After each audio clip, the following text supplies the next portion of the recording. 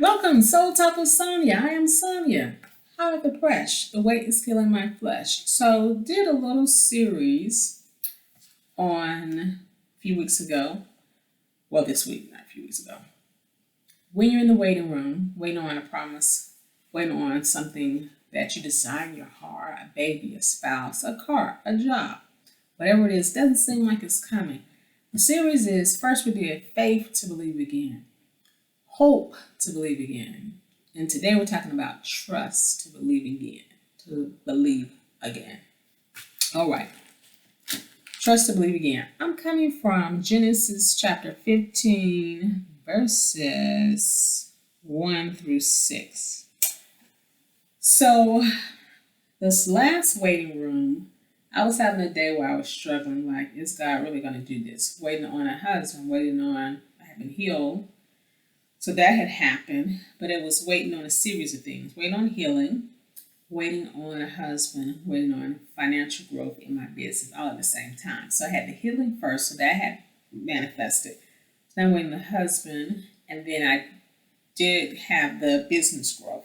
So right before COVID, 2019, I started seeing, oh, okay, my business is really growing. I was growing every year, but it was little by little. So like 2018, 2019, and 2020 just, God just skyrocketed. So God is faithful. But this day I was feeling down. So I go into TJ Maxx. And before I go in there, I see, no, I was coming out. So I go in, and this was a little down that day. Knew who my husband was, but nothing was happening. I was just tired of waiting. But I hadn't met anybody else that was interested in, and was just like, God, please, where's my husband? So as I'm coming out and I'm thinking about all of this stuff, I see a rainbow.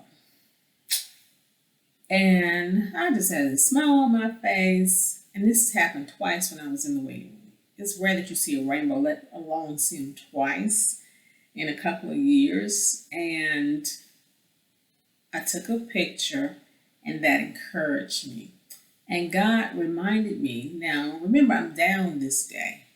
I gave a promise to Abraham, a rainbow, and that was my sign to him. That is my covenant. If I tell you I'm going to do something, I'm going to do it. Point blank, period. So, Genesis chapter 15. After this, the word of the Lord came to Abram. So it's Abram at this time in a vision. Do not be afraid, Abram. I am your shield, your very great reward. But Abram said, O sovereign Lord, what can you give me since I remain childless? So any of you that have miscarriages that are barren,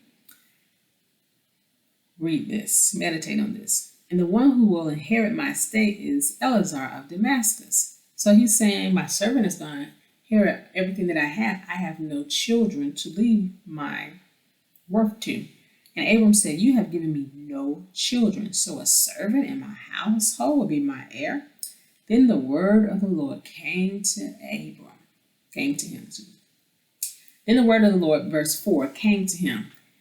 Okay, God said, this man will not be your heir, but a son coming from your own body will be your heir. He took him outside and said, look up at the heavens and count the stars, so many. If indeed you can count them, then he said to them, so shall your offspring be. Abram believed the Lord, and he credited it to him as righteous. I want to share that scripture with you. Trust to believe again. Maybe you don't trust anymore that God's going to do it. Faith has failed. You're like, if he was going to do it, he would have done it by now. How many times have we said this? You're putting God on your timeline, your time schedule. He doesn't work like that. If we can get, as Christians, that God does not function based on time, our deadlines, our timelines, our planner, our bucket list, our whatever list we have, he will never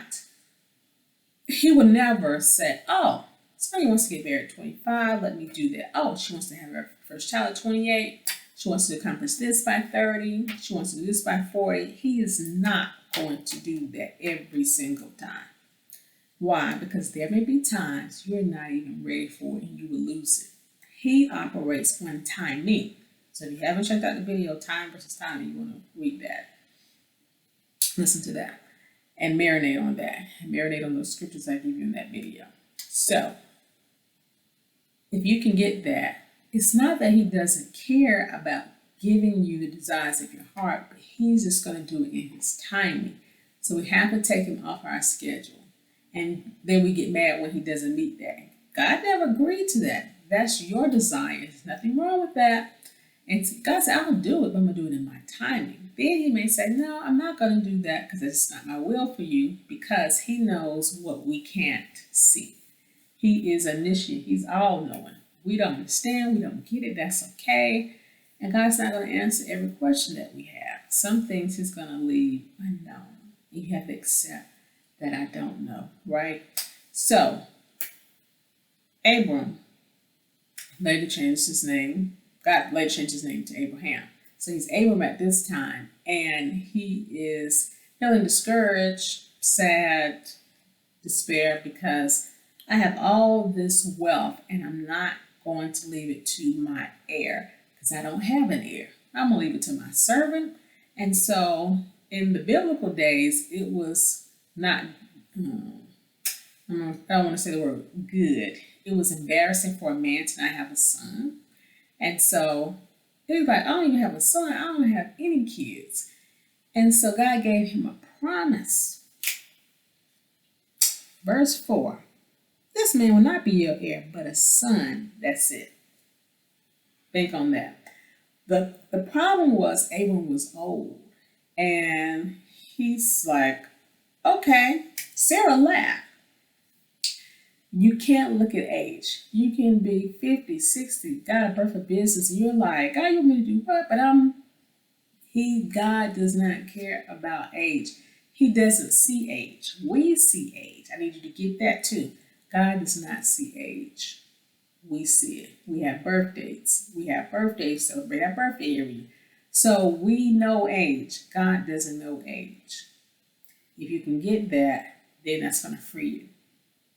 So then when God does tell you to do something, and you feel like, but I'm too old, you won't have that response because you have divorce age, this pressure that society puts on us. So trust in God again, believe in him. He cannot lie to you.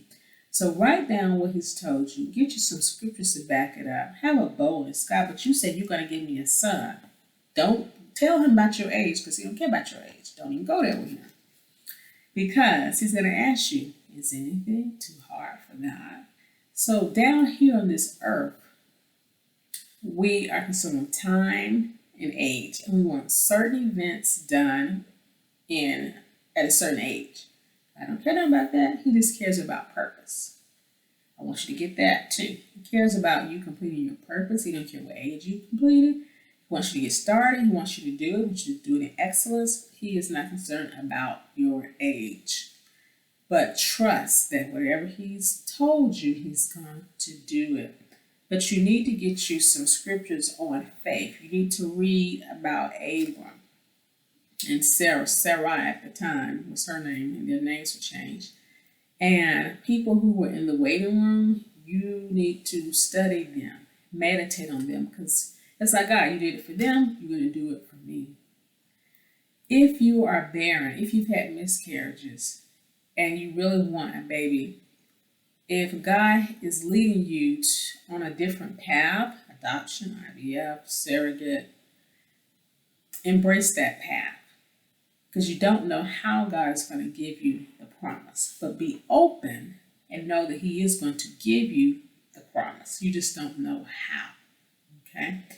So I'm in the waiting room in another way. Well, I won't say I'm in another way. I'm waiting, not in the room. And this is different because God has proven to me when I was waiting on multiple things that I have a proven track record. So this is different. I could be in the waiting room, but because of my attitude, I'm just waiting. So I encourage you to trust God. I have an acronym for trust in here that is awesome acronym God gave me. And so know that He's faithful. He got you out of the last weight.